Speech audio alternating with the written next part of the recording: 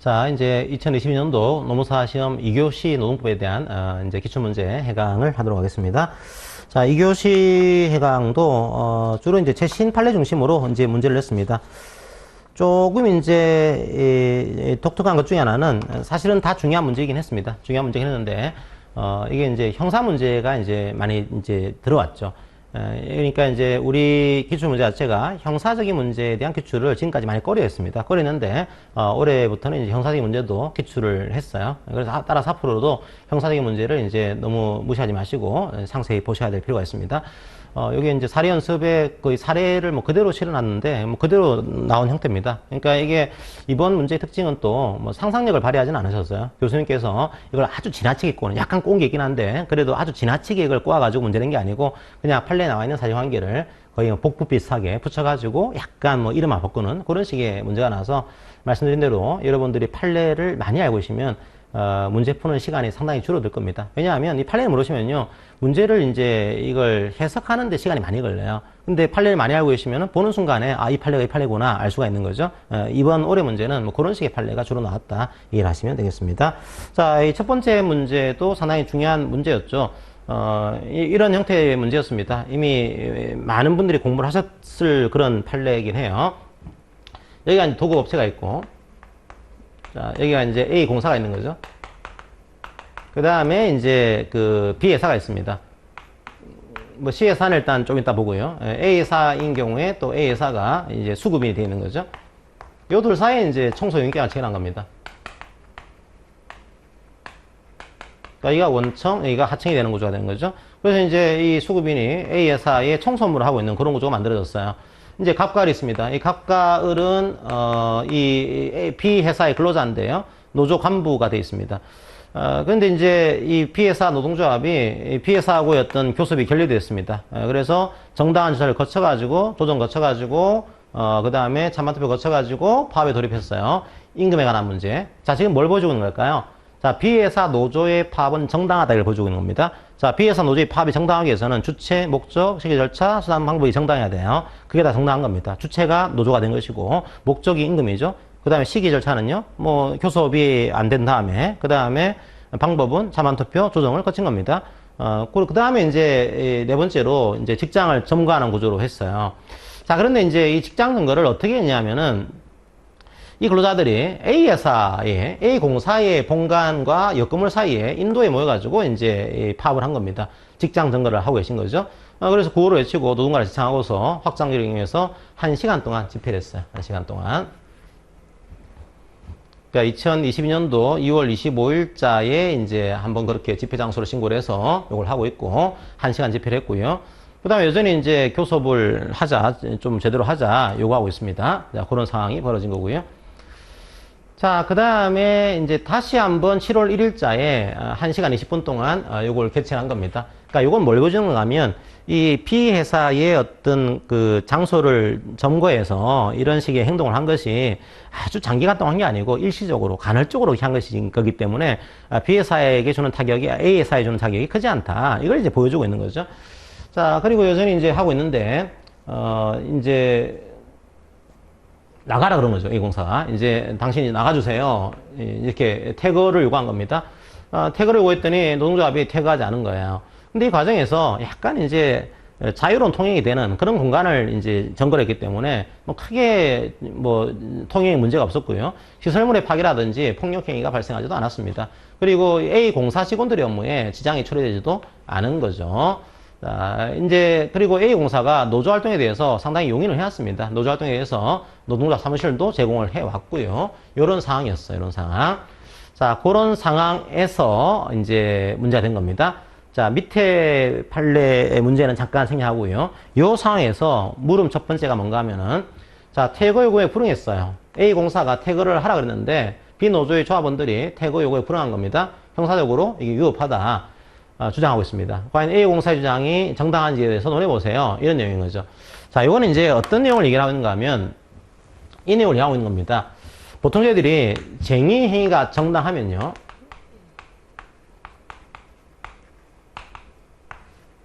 요거 먼저 판단해야 됩니다. 이게 쟁의가 정당해야지만 거기서부터 나오거든요. 만약에 쟁의가 정당하지 않게 되면은 이게 문제가 성립이 안 돼요. 그래서 첫 번째로는 짧게라고 하더라도 이 쟁의는 정당하다. 이 논리를 풀어 가셔야 되고요. 그 다음에 이 쟁의가 정당하면은 자기 사용자하고의 관계에서는 면책이 돼요. 여기서 형사 문제를 물었죠. 그래서 민형사가 면책이 됩니다. 특별히 형사 책임도 면책이 돼요. 어디에 따라서? 노동조합법 2조에 따라서. 노동조합 4조죠. 4조에 따라서 면책이 됩니다. 그리고 노동조합 4조에 따르면은 이 정당한 쟁의에 대해서는 형법 20조의 정당행위를 이제 준용합니다. 그러니까 이 쟁의가 정당하면은 자기 사용자하고 관계에서는 이게 면책이 되는 구조가 돼 있어요. 형사적으로. 자, 요 구조가 돼 있는데 이제 문제는 뭔가 하면은 두 번째입니다. 이건 알겠다 이거죠. 알겠는데 두 번째 문제는 그러면 이 쟁의가 정당하면은 자기 사용자가 아니고 도급인과의 관계에서도 유효성이 조각되는 거냐. 지금 도급인이 퇴거를 요구하고 있습니다. 그런데 지금 퇴거 안 했으니까 퇴거 불응죄인 거다. 이걸 주장하고 있는 거죠. 그런데 이 쟁의가 정당하게 되면 퇴거 불응죄 위법성이 조각된다. 사라진다. 자, 요걸 이제 노조가 주장하시겠죠. 지금 사측 입장에서는 이제 A사는 우리 도급인인데 당신들 쟁의하고 관계없어. 관계없으니까 우리에 대해서는 퇴거 불응죄야. 근데 이 노동자 입장에서는 아니 원청에서도 우리가 정당한 쟁의를 했으면은 당신도 우리가 퇴거 불응죄가 안 되고 위법성이 사라진다. 이걸 주장하고 있는 겁니다. 과연 그러면 이 쟁의가 정당하면은 도급인과의 관계에서도 위법성이 조각되는 것인지 형법 4조, 이제 20조, 노동조합 20조에 따라서 이런 면책이 되는 것인지, 자, 여기 문제가 되는 그런 케이스예요. 자, 여러분들, 그래서 이 문제는 첫 번째로 쟁의의 정당성, 이걸 가볍게 적어 주시고요. 그 다음에 도급인과의 관계에서도 면책이 되는 것인지, 요 중심으로 썰을 보시면 되겠습니다. 자, 이제 참고 답안을 보시면요. 두 가지가 문제가 되는 거고요. 첫 번째로 그러면 여러분들이 쟁의의 정당성 써보자겠죠. 자, 요거는 쟁의의 정당성을 안 줬고서 이게 문제를 푼다. 좀 이상해요, 여기요. 왜냐하면 쟁의가 정당하다라는 전제 하에서 지금 들어가야 되는데 이 쟁의가 정당하지 않다. 그럼 당연히 형사 면책이 안 되는 거죠. 이게 사용자의 관계에서도 도급인과의 관계에서도 정당해야 되는 겁니다. 이게 그럼 정당한 거냐? 요걸 따져봐야 되고요. 정당한 거에 대한 여러분 주체, 목적, 시기, 절차, 수단, 방법 요걸 적어주면 되겠죠. 그럼 정당하면은 과연 도급인에 대해서도 위법성이 조각되는 것인지 이게 문제가 되는 겁니다. 역시 마찬가지로 원칙과 예외를 적어야 돼요. 원칙은 도급인은 이제 그 위험을 따지지 않습니다. 한마디로 도급인에 대한 관계에서는 정당성이 인정되지 않는 것이 원칙이에요. 또 오해하시면 안 돼요. 원칙은 또 뭐 삶이 터진 얘기 때문에 원칙은 이게 도급인과의 관계에서 정당하다 이렇게 하시면 안 돼요. 원칙적으로는 도급인과의 관계에서는 정당성이 인정되지 않는 것이 원칙입니다. 원칙인데 그런데 그렇게만 하기에는 좀 그렇다 이거예요.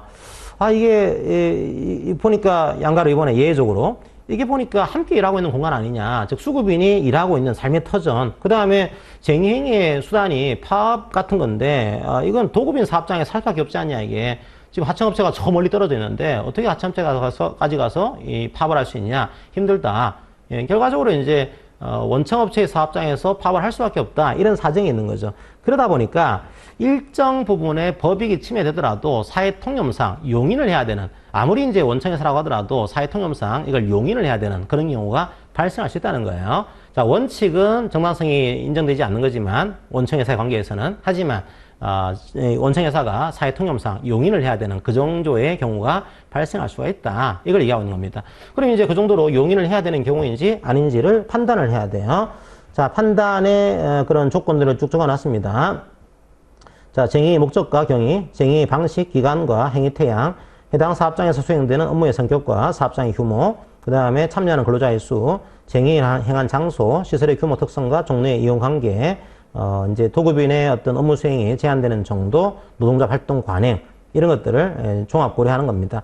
자, 그러니까 이제 왜 사실관계에서 이런 걸 적어놨냐 하면, 이제 이걸 보여주는 거죠. 기본적으로. 보시게 되면 이제 그 쟁의인을 행한 장소가 이걸 얘기하는 겁니다. 장소가 보니까 그 여기 공간이죠. 이제 어떤 공간에서 파업을 하고 있는 겁니다. 어디 있죠? 여기 있죠. 그죠? 앞에 다시.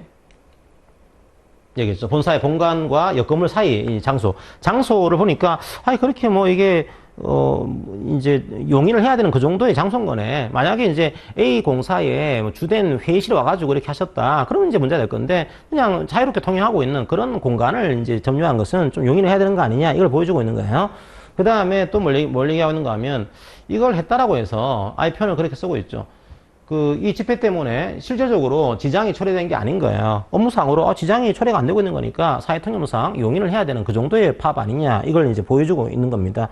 그 다음에 노동조합 활동 관행도 나와 있죠. 활동 관행을 보니까 지금 이제 이 회사는 사무실을 제공을 해왔어요. 노동조합 사무실을 제공을 해온 겁니다. 자기들도 노동조합 좀 관행을, 노동조합을 좀 존중하면서 해왔네. 이런 걸 종합 고려하게 되면은 이 정도의 어떤 그 사업장 점거는 도급인도 용인을 좀 해야 되는 거 아니야? 사회통념상 좀 참아야 되는 거 아니야? 이런 내용이 보이는 겁니다. 자, 그걸 여러분들이 발견을 하시라는 거죠. 그래서 첫 번째로 요 사안 적용은 정당하냐? 정당해요. 주체, 목적, 취재 절차, 수단 과목이 정당합니다. 정당한 것으로 썰을 풀어주시고요. 두 번째로 그럼 도급인에 대해서 태거불응죄의 위법성이 조각되는 것인지, 자, 쭉 썰을 보시면 됩니다. 요 파업 자체가 정당한 목적이죠. 그 다음에 어떤 일시적으로, 간헐적으로만 이 파업에 대해서 재창을 하고 점거를 하고 있는 겁니다. 두 번째로 이 공간 자체가 배타적으로 사용하는 공간이 아니에요. 통행이 자유롭게 할 수 있는 그런 공간이었고요. 폭력이나 파괴가 발생하지 않았습니다. 업무에 실질적으로 지장이 초래되지도 않았어요. 그 다음에 노동조합 사무실을 제공해오는 그런 관행을 가지고 있었습니다. 그러니까 이런 것들을 종합 고려해보게 되면 사회통념상 용인을 해야 되는 그 정도의 파업인 거다. 이게 보여지는 거죠. 그래서 이제 갑의 행위는 이제 정당 행위로서 위법성이 조각된다. 이게 이제 결론이 되겠습니다. 따라서 A 공사의 주장은 정당하지 않다. 결론적으로 태거 요구에 불응한 것이 위법하다고 하는 A 공사의 주장은 정당하지 않은 것으로 이해를 하시면 되겠습니다. 자, 상세한 그런 뭐 내용들은 참고 답안을 이렇게 보시면 되겠습니다.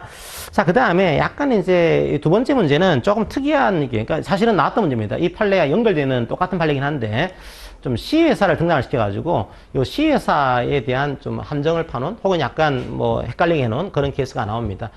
자, 요거는 이제 뭔가 하면은, 우리가 쟁의 행위의 정당성을 따질 때, 네 가지를 보잖아요. 첫 번째로 주체, 두 번째로 목적, 세 번째로 시기와 절차, 네 번째로 수단과 방법입니다. 그래서 보통 이 수단과 방법에 대해서는 이런 표현을 쓰고 있습니다. 방법은 사용자의 재산권과 조화를 이루세요. 그 다음에 이 수단과 방법은 폭력이나 파괴 행위를 해서는 안 됩니다. 자, 이런 식의 이제 우리 판례가 나와 있죠. 그러다 보니까 주로 이제 이게 문제가 된 케이스가 직장 점거입니다. 왜냐하면 파업이나 태업 같은 경우는 재산권과의 조화를 이루고 있어요. 노무지권을 소극적으로 약간 거부하는 거죠. 하지만 직장 점거는 시설관리권을 침해하는 행위다 보니까 어느 정도까지 재산권과의 조화를 이루고 있는 거냐. 그래서 직장 점거는 부분적이고 병존적인 경우에 한해서 정당하다. 이게 우리 판례 입장인 거죠. 자, 그런데 이제 거기서 또 하나 이제 나올 수 있는 방법 중에 하나가 피켓팅이 있습니다. 그래서 이 피켓팅이 과연 재산권과의 조화를 이루고 있는 거냐, 폭력이나 파괴 행위가 아닌 거냐, 어떤 경우에 이걸 이루고 있는 것인지, 정당성을 어떻게 판단할지, 여기 있는 거죠. 그거는 노동조합법 38조에도 나와 있고요. 자, 우리 판례 입장도 명확합니다. 평화적으로. 그 다음에 언어적으로. 자, 설득한 경우에 한해서만 피켓팅은 정당하다. 이게 우리 판례 입장이 되는 거예요. 자, 그런데 이 케이스를 보니까 약간 언어적이고 평화적인 걸 약간 뛰어넘은 것처럼 보입니다. 예를 들면 대체 근로를 했는데 대체 근로가 위법해요. 기본적으로. 자, 이 전제는요. 두 번째 문제의 전제는 두 가지를 가지고 있습니다. 첫 번째로 해당 대체 근로가 위법한지 여부. 요것도 적어줘야 됩니다. 왜냐하면 이게 전제로 깔려 있는 거예요. 그러니까 이게 없이 이제 다른 문제를 풀게 되면은 약간 논리가 맞지 않습니다. 첫 번째로는 대체 근로가 위법한지 이걸 적어주시고, 두 번째로 여기 위법할 경우에 이걸 막으려고 해요. 이 대체 근로에 대한 저지를 하려고 하는 거죠. 저지하기 위한 위법한 대체 근로예요. 이게 만약에 적법하다 그러면요 안 돼요. 안 되지만 위법한 대체 근로를 막기 위해서는 이걸 저지하기 위해서 상당한 정도의 실력 행사. 자, 요게 용인되냐? 여기에 두 가지가 문제의 쟁점이 됩니다. 그래서 첫 번째로 이 대체 근로 자체가 위법한지 여부 하나, 두 번째로 위법한 대체 근로를 막기 위해서 약간 뭐 소리치고 뭐 쓰레기 던지고 이런 것들에 상당한 정도의 실력 행사, 요게 용인되는 것인지. 왜냐하면 피켓팅은 평화적, 언어적으로 해야지만 정당하다. 이게 우리 판례와 법의 입장인데 약간 뭔가를 했거든요. 그러다 보니까 이거 용인되는 거야? 이게 문제가 되는 거죠. 그래서 이게 위법하다. A공사와 C회사는 주장하고 있는 거예요. 과연 그 주장이 정당한지를 따져보세요. 얘기를 하고 있는 겁니다. 자, 참고도 한번 보시면요. 첫 번째, 대체근로 위법성. 대체근로가 뭔지를 여러분들이 적어주시고요. 그 다음에 대체근로 제한은 당해사과 관계없는 자예요. 당해사 관계없는 자. 그럼 당해사 관계없는 자가 누구인지. 사실은 이제 그 C회사 같은 경우, C회사가 투입한 것은 당해사과 관계없는 자에 대한 도급 혹은 대체근로로 볼 수 있습니다. 그래서 그게 뭔지를 적어주시고. 그 다음에 쟁의행위의 정당성이 이제 뭔지를 적어주시고, 특히 수단 방법에 대해서는 재산권과의 조화, 폭력이나 파기에는 안 된다. 그 내용을 적어주시면 되겠습니다. 자, 이것에, 그러니까 여러분들이 잘 보시게 되면 너무 이제 막 이제 뭐랄까요. 염려하는 것보다는, 피켓팅은 내가 제대로 못 적었어. 그러니까 나 떨어질 거야. 그렇게 단정하지 마세요. 왜냐하면, 배점이 다 있습니다. 그러니까 여러분들이 피켓팅에 대한 배점이 25점이냐? 그렇지 않아요. 이 수많은 이제 그런 목차 중에서 피켓팅에 대한 배점은 따로 있는 겁니다. 그게. 그러니까 그걸 제대로 못 적었다고 하더라도 이 모든 25점이 사라지는 게 아니에요. 아닌 거니까 혹시나 여러분들이 한 쟁점이라든지 혹은 한 판례를 놓쳤다고 하더라도 너무 이제 나는 안 될 거야 하지 마시고 좀 마음을 좀 다잡고 이제 기다리실 필요가 있습니다. 배점이 다 있거든요. 그래서 여러분들이 이 배점의 구조를 좀 기술적으로 가져가야 되는 구조인데 기술적으로 놓칠 수가 있어요. 놓쳤다고 하더라도 다른 데서 메꿀 수가 있습니다. 그래서 여러분들이 너무 이제 이거 틀렸으면 25점 다 감점 이런 건 아닌 거거든요. 그러니까 여러분들이 주의하시고 보시기 바랍니다. 그 쟁의 정당성, 이걸 좀 적어주시고요. 그 다음에 중요한 건 피켓팅이지, 물론 피켓팅을 줘야 됩니다. 그럼 피켓팅이 무엇인지를, 근데 피켓팅이 뭔지는 뭐 배점이 크진 않을 겁니다. 왜냐하면 피켓팅의 의의는 우리 법에 나와 있지 않아요. 피켓팅이 뭔지는 학자들마다 다양한 그런 정의 규정을 가지고 있습니다. 여기서 피켓팅을 적어주시고, 핵심은 피켓팅의 정당성이죠. 그래서 이제 38조 1항에 대한 내용과 더불어서 자, 우리 판례 기본 입장은 이제 평화적으로 언어적으로 해야지만 정당하다. 이 내용만 적어주시면 되겠습니다. 그러니까 폭행, 협박, 위력 이런 것들은 안 되는 거죠. 또 하나의 핵심. 그런데 판례는요. 이게 위법한 대체근로를 저지하기 위한 상당한 정도의 실력 행사. 이것들은 위법성이 조각된다, 용인된다, 이런 내용을 가지고 있는 겁니다. 그럼 과연 이 상당한 정도의 실력 행사, 이게 어느 정도를 의미하는 거냐, 어떻게 판단할 거냐, 이제 판단 기준이 필요하겠죠? 판단 기준이 그 경위, 목적, 수단과 방법, 그로 인한 결과, 이걸 종합적으로 그래서 합리적으로, 한목적적으로, 개별적으로 판단을 해야 됩니다. 이게 우리 판례 입장에 되어 있습니다. 자, 그 내용을 적었냐. 그러니까 여러분들이 자꾸만 이제, 그 뭐랄까요. 막 장황하게 뭐 다 적어야 되는 거다. 그렇게 하시면 안 돼요. 이건 문제를 푸는 거거든요. 그래서 어떤 분들은 너무 이제 나와 있는 모든 판례를 다 적는 분들이 계신데 뭐 그거는 이제 뭐 감점이 안 될 수도 있지만 가점도 안 돼요. 기본적으로. 그리고 오히려 다른 중요한 것들을 놓칠 수가 있습니다. 여러분들이 그건 생각하시고서 너무 이제 걱정이 말라는 거예요.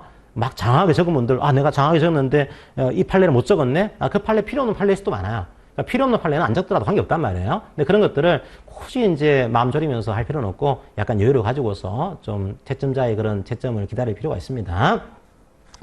자, 사안을 적용해볼까요? 대체근로는 위법하다 이렇게 적용을 하시면 될 것 같고요. 이 대체근로 저지행위도 이게 소극적인 저항행위죠. 그러니까 이게 폭력, 협박, 파괴행위는 안 됩니다. 무조건. 안 되지만 상당한 정도의 실력 행사, 즉 소극적이고 방어적인 정도의 실력 행사는 용인을 하고 있어요. 이 케이스는 소리치고 그냥 뭐 던지고 있기 때문에 이건 상당한 정도의 소극적인 저항행위로 볼 수가 있습니다. 자, 따라서 이 케이스는 위법성이 조각되는 것으로 봐야겠죠. A공사와 C회사의 주장은 정당하지 않다. 이 논리를 가져가시면 되겠습니다. 자, 그 다음에 이제 문제 2번도 아주 중요한 문제였습니다. 문제 2번도.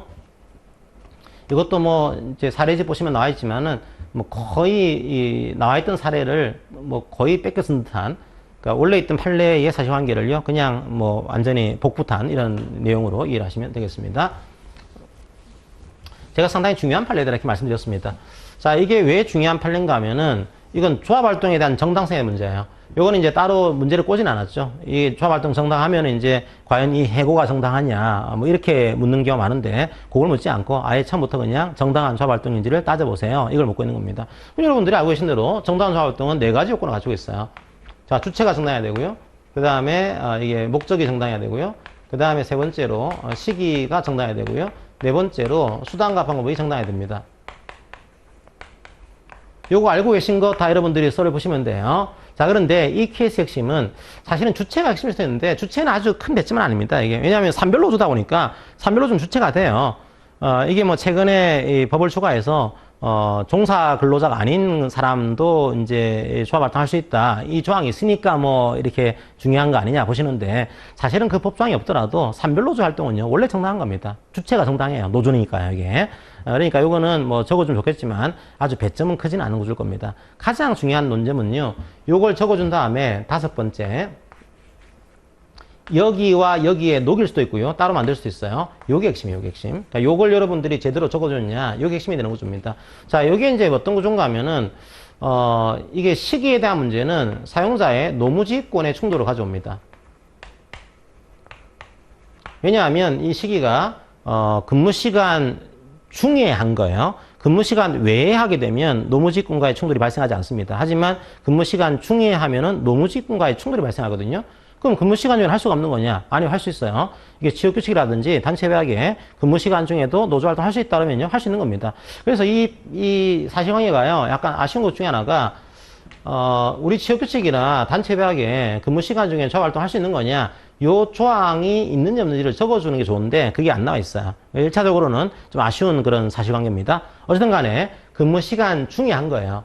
사용자는 허락하지 않았다는 전제하에서 보시게 되면 노무지권을 침해한 겁니다. 그 다음에 이 수단과 방법에 대한 문제로서는 사용자의 시설관리권을 침해하게 됩니다. 만약에 이것도 마찬가지로 사용자가 허가했다. 그럼 문제가 안 돼요. 사용자가 허가하지 않았을 경우에 어떻게 될 거냐 이 문제거든요. 그러면 허가하지 않았을 경우에 기존의 판례 법리가 이미 나와 있는 것들이 있습니다. 유용배포에 대한 그런 판례라든지 이런 것들은 나와 있는 거죠. 나와 있는데 요 노무지권과 시설관리권, 그 다음에 조합의 활동권, 요게 충돌할 경우에 이 조합 활동이 정당한지 아닌지를 판단하기 위한 판례 법리를 하나 새롭게 만들었어요. 그러니까 상당히 중요한 판례인 거죠. 이게 근무 시간 중에 조합 활동했다. 근데 사용자가 허가하지 않은 거예요. 이제 그 다음에 사업장 안에서 활동을 했다. 사용자가 허가하지 않은 겁니다. 그러면 이건 무조건 조합 활동이 정당하지 않은 거냐? 그렇지 않다라고 하는 겁니다. 왜냐하면 요 권리와 요 권리가 충돌할 경우에 요 권리가 급이 세요. 헌법상의 활동이거든요. 근데 이 권리는 그렇지 않습니다. 그러다 보니까 이런 경우에 조합활동 정당성을 어떻게 판단할 거냐, 이걸 따져보는 판례 법리를 만들어낸 거죠. 그래서 이제 조합활동권의 필요성과 긴급성, 그 다음에 노무지권과 시설관리권의 어떤 침해 여부와 정도, 기타 여러 가지 정황들, 이걸 봐가지고 따져보세요. 이 판례 법리를 새로 만들었습니다. 그러니까 이 판례 법리가 되게 중요해요. 중요하니까 이걸 놓치면 약간 여러분들이 감점이 큰 구조가 만들어질 겁니다. 자, 그러면 볼까요? 첫 번째 요건 주체. 주체에 대한 일반적인 판례 법리를 적어주시고요. 그 다음에 주체에 대해서는 산별노조의 조합원 활동도 주체가 정당합니다. 단지 최근법에서 이제 종사조합원이 아닌 종사 근로자가 아닌 근로자도 조합원도 활동할 수 있다. 이 조항이 있으니까 이 조항도 적어주면 좋겠죠. 그 조항 적어주시고요. 그 다음에 목적. 제가 볼 때는 이거 안 적어주더라도 아직 감점이 되거나 그런 것은 아닐 걸로 보입니다. 왜냐하면 이건 정당성의 문제다 보니까 이미 조합활동을 산별노조의 활동은 정당한 것이 당연한 거거든요. 그래서 주체는 그냥 정당한 것으로 볼 수 있습니다. 두 번째 목적. 목적은 이제 근로조건의 개선 이런 것들이죠. 그러니까 여기서 보여주는 것은 이겁니다. 주체는 이제 노조, 산별노조인 거니까요. 주체가 정당해요. 두 번째 목적은요. 산안법 위반에 대한 증거 수집입니다. 산안법 위반은 이제 근로조건인 거죠. 당연히 목적의 정당성도 인정될 수 있다. 이렇게 볼 수 있겠죠. 그 다음에 시기에 대한 정당성, 취업시간 외에 하는 것이 원칙입니다. 원칙인데, 보니까 취업시간 중에 한 거죠. 이게.